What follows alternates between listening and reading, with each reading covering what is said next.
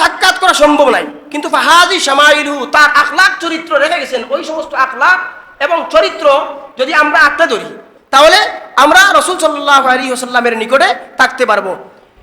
عن معاذ بن جبل رضي الله تعالى عنه قال لما بعثه رسول الله صلى الله عليه وسلم إلى اليمن خرج معه يوصيه فلما فرغ فقال يا معاذ إنك عسى ألا تلقاني بعد عامي هذا وإنك ولعلك تمر بمسجدي هذا وبقبري فبكى معاذ رضي الله عنه جشعا فقال النبي صلى الله عليه وسلم يا معاذ لا تبكي إن أولى الناس بي المتقون من كانوا حيث كانوا। মুসনাদ আহমদের হাদিস, বিশুদ্ধ রিওয়ায়াত। সংক্ষেপে শেষ করে দিচ্ছি যে রাসূল সাল্লাল্লাহু আলাইহি ওয়াসাল্লাম হযরত মুআয ইবনে জাবাল রাদিয়াল্লাহু আনহুকে সুদূর ইয়ামান প্রদেশে গভর্নর বানিয়ে যখন পাঠাইলেন, তখন তাকে কিছু ওসিয়ত নসিহত করার পরে বললেন, মুআয তুমি তো আমার সাথে হয়তো এবছর পরে আর সাক্ষাৎ করতে পারবা না, আমাকে আসিয়া পাইবা, আমি কবরস্থ হয়ে গেছি, আমার মসজিদের নিকট দিয়ে যাইবা।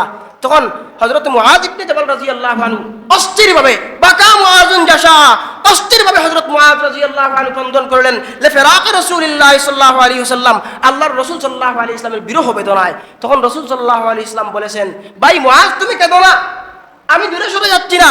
মুত্তাকি হইলে ওই ব্যক্তি কাল হাসরের ময়দানে, কাল পরকালের জগতে সবচেয়ে বেশি নিকটবর্তী ওই ব্যক্তি আমার নিকটে হইবে, তাহলে ক্রন্দনের কিছু নাই।